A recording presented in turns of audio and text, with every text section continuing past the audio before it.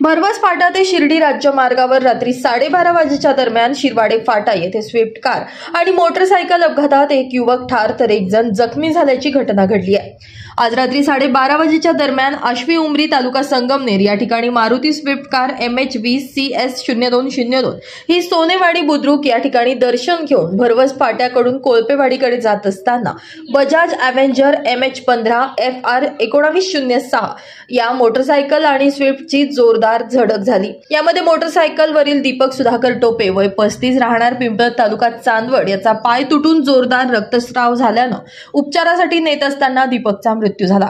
रोहित नामदेव लामखडे वय 25 राहणार दरसवाडी तालुका चांदवड हा यात जबर जखमी झाला असून नाशिक येथील खासगी रुग्णालयात उपचार घेतोय। दरम्यान पोलीस पाटील रामनाथ तनपुरे यांनी घटनेची माहिती लासलगाव पोलीस ठाण्यात कळवली।